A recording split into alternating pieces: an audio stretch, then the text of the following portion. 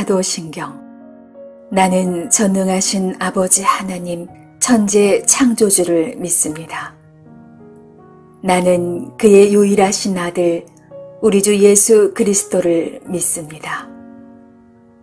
그는 성령으로 잉태되어 동정녀 마리아에게서 나시고 본디오 빌라도에게 고난을 받아 십자가에 못 박혀 죽으시고 장사한 지 사흘 만에 죽은 자 가운데서 다시 살아나셨으며 하늘에 오르시어 전능하신 아버지 하나님 우편에 앉아 계시다가 거기로부터 살아있는 자와 죽은 자를 심판하러 오십니다.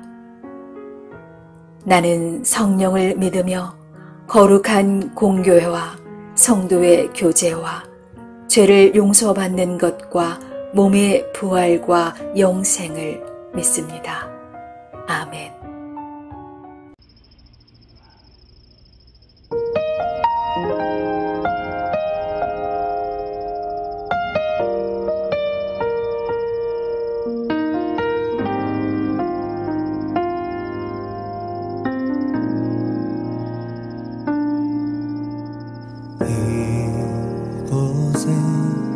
생명샘 솟아나 눈물 골짝 지나갈 때에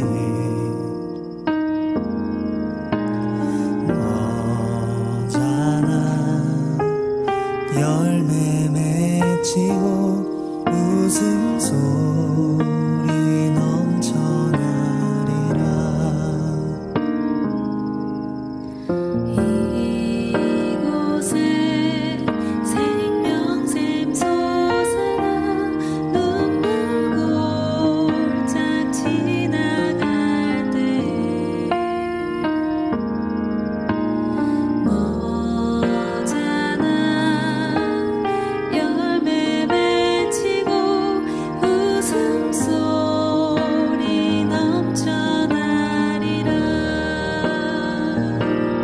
꽃들도 구름도 바람도 넓은 바다도 찬양하라 찬양하라 예수를.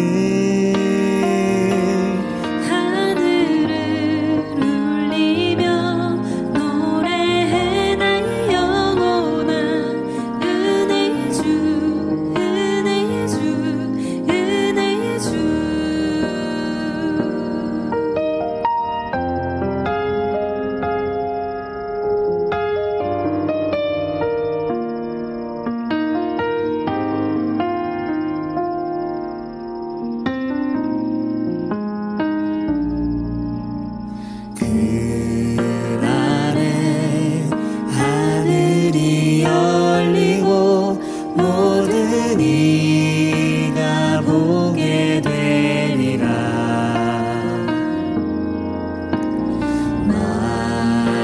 마침내 꽃들이 피고 영광의 주가 오시리라. 꽃들도 구름도 바람도 넓은 바다도 찬양하라 찬양하라 예수를. 하늘을 울리며 노래해 나의 영혼아. 은혜의 주 은혜의 주 은혜의 주. 꽃들도 구름도 바람도 넓은 바다도 찬양하라 찬양하라 예수를. 하늘을 울리며 노래해 나의 영혼아. 은혜의 주 은혜의 주 은혜의 주 은혜의 주 은혜의 주 예수.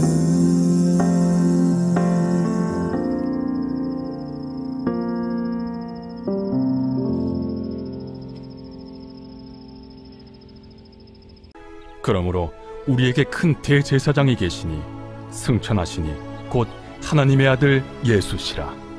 우리가 믿는 도리를 굳게 잡을지어다. 우리에게 있는 대제사장은 우리의 연약함을 동정하지 못하시리가 아니요 모든 일에 우리와 똑같이 시험을 받으신 이로되 죄는 없으시니라. 그러므로 우리는 긍휼하심을 받고 때를 따라 돕는 은혜를 얻기 위하여 은혜의 보좌 앞에 담대히 나아갈 것이니라. 대제사장마다 사람 가운데서 택한 자이므로 하나님께 속한 일에 사람을 위하여 예물과 속죄하는 제사를 드리게 하나니, 그가 무식하고 미혹된 자를 능히 용납할 수 있는 것은 자기도 연약에 휩싸여 있음이라. 그러므로 백성을 위하여 속죄제를 드림과 같이 또한 자신을 위하여도 드리는 것이 마땅하니라. 이 존귀는 아무도 스스로 취하지 못하고 오직 아론과 같이 하나님의 부르심을 받은 자라야 할 것이니라.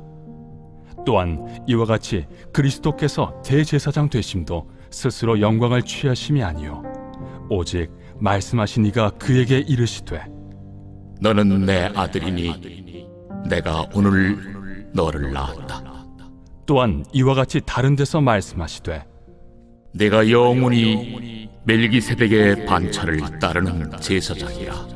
그는 육체에 계실 때 자기를 죽음에서 능히 구원하실 이에게 심한 통곡과 눈물로 간구와 소원을 올렸고 그의 경건하심으로 말미암아 들으심을 얻었느니라. 그가 아들이시면서도 받으신 고난으로 순종함을 배워서 온전하게 되셨은즉 자기에게 순종하는 모든 자에게 영원한 구원의 근원이 되시고 하나님께 멜기세덱의 반차를 따른 대제사장이라 칭하심을 받으셨느니라.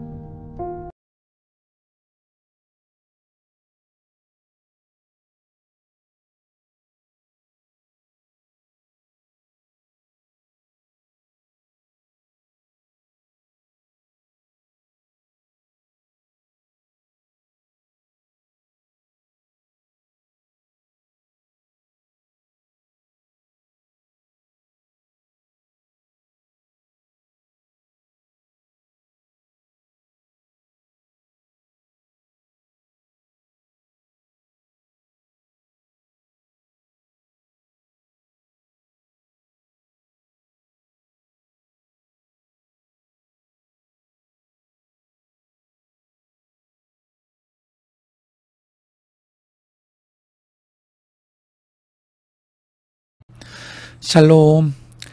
여러분, 우리가 살면서 누군가 정말 의지할 만한 사람이 나만 믿고 따라와. 그러면 정말 든든하겠죠. 우리에게는 대장 되신 예수님이 계십니다. 그분은 우리에게 대제사장 되셔서 하나님 앞에 우리가 나아갈 때 나만 믿고 따라와 라고 말씀하시는 분입니다. 여러분, 오늘 하루 우리 삶에서 우리 예수님만 깊이 붙들고 따라가는 복된 하루 될 수 있기를 원합니다. 오늘 말씀은 히브리서의 본격적인 본론 부분으로서 그 첫 서두에 해당합니다. 우리는 그리스도를 깊이 알고 또 실패한 이스라엘의 전철을 밟지 않기 위해 말씀과 믿음과 순종으로 하나님께 반응해야 한다라는 말씀들을 살펴보았습니다. 오늘 말씀은 예수님의 그 지위와 역할 그리고 자격에 대해서 말씀해주고 있습니다. 14절을 보면 예수님은 큰 대제사장이시고 또 하늘로 승천하셨고 하나님의 아들로 불리셨다. 그렇게 아들이라고 불리셨다 말했습니다. 여기에 이 큰 대제사장이라는 이런 표현은 오직 히브리서에만 나오는 그런 표현입니다. 그냥 제사장이라고 하면 아마도 아론과 그 후손들을 떠올리게 되겠죠. 그러나 예수님은 아론과는 비교할 수 없는 유일하고 영원한 대제사장이시기 때문에 그것과 구분하기 위해서 아마도 이런 표현을 사용한 것 같습니다. 제사장은 백성의 죄를 대신해서 하나님께 속죄하는 임무를 맡은 사람이었죠. 그러나 이스라엘의 제사장은 자신도 죄인이기 때문에 자신과 가족을 위한 속죄를 먼저 드린 후에야 백성들을 위해 또 속죄할 수 있었습니다. 그러나 예수님은 죄가 없으신 분이시므로 자신을 위한 속죄가 필요 없는 분이시죠. 또한 대제사장이었던 아론은 이 땅의 성막에서 하나님께 제사를 드렸습니다. 그러나 예수님은 오늘 말씀에 하늘로 승천하셔서 하나님의 보좌 우편 영원한 성소에서 우리를 위한 유일한 중보자로서 자신의 피로 우리의 죄를 대신하십니다. 뿐만 아니라 예수님은 하나님의 아들이라 칭함받았죠. 이런 이유에서 아론과 같은 그런 제사장들과는 비교할 수 없는 유일하고 영적인 영원한 큰 대제사장이 되시는 것이죠. 그러므로 우리를 대신해 하나님께 속죄를 해주실 정말 확실한 최고의 대제사장이 우리 앞에 계시기 때문에 그러므로 우리는 믿는 도리를 굳게 잡을 수 있고 또 하나님이 은혜로 허락하신 그런 보장을 우리가 누리기 위해서 스스로 합당해지도록 부단히 힘써야 하는 것입니다. 15절을 보면 예수님의 특별한 모습을 소개하고 있는데 예수님은 하나님이시지만 우리와 같은 사람으로 오셔서 우리와 함께 사시면서 우리의 모든 연약함을 친히 체휼하셨기 때문에 우리를 이해하신다는 것입니다. 우리가 이 땅에 살면서 믿음을 지키고자 할 때 어떤 어려움에 부딪히고 어떤 한계와 어떤 유혹과 또 어려움과 슬픔과 어떤 환경 속에서 신음하는지 예수님은 우리와 똑같은 사람으로 이 땅에 계시면서 친히 모두 경험해 보셨기 때문에 우리의 연약함을 예수님은 알고 이해하신다는 것입니다. 그러므로 예수님은 우리가 그분을 찾고 의지할 때 참되게 도와줄 수 있는 분이 되시는 것이죠.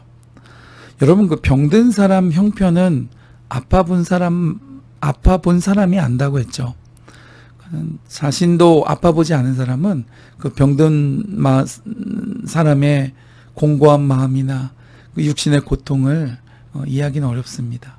예수님은 우리와 똑같은 사람으로 이 땅에 사시면서 우리의 모든 어려움을 경험해 보셨기 때문에 우리를 아시고 이해하시며 또 우리를 도와주시기를 원하시는 분이신 것이죠. 16절을 보면 때를 따라 돕는 은혜를 얻을 수 있다 그랬습니다. 때를 따라 돕는 은혜를 얻을 수 있다. 이 말은 우리가 원할 때 우리가 구하는 필요를 채워주신다는 말은 아닙니다. 여기에 이 때라고 하는 말은 하나님의 시각에서 볼 때 우리에게 하나님의 도움과 손길이 필요한 바로 그 때를 말합니다. 그리고 그 기준은 앞에 나오는 긍휼하심을 받아야 할 때가 그 기준이 됩니다. 즉 하나님의 긍휼이 필요할 때 하나님께서는 우리에게 은혜를 베푸신다는 말씀이 되는 것이죠. 그런데 여러분, 하나님의 긍휼은 우리에게 예수 그리스도를 통해서 성취되었죠. 그러므로 여러분, 이 말씀을 우리가 인간편에서 좋도록 해석을 해서 마치 하나님은 우리가 필요할 때 그 때를 쫓아서 돕는 분이라고 그렇게 생각하지 말고 하나님의 긍휼로 우리에게 예수 그리스도를 보내주셔서 그 완전한 대제사장이 되신 분을 믿고 의지함으로 우리 같은 부족하고 연약한 존재도 하나님 보좌 앞에 나가서 그 앞에 하나님 앞에 담대히 설 수 있다는 말씀인 것입니다. 그러므로 여러분, 이 히브리서에서 그토록 강조하는 이 예수 그리스도, 그분 안에 깊이 거하고 그분을 따라가고 그분의 명령과 말씀하신 제자의 길을 힘써 걸어가면 하나님께서는 우리의 삶의 필요까지도 채워주신다는 것이죠. 오늘 하루 우리 대장 되신 예수 안에 깊이 거하고 따를 수 있는 복된 성도 되실 수 있기를 주님의 이름으로 축복해 드립니다.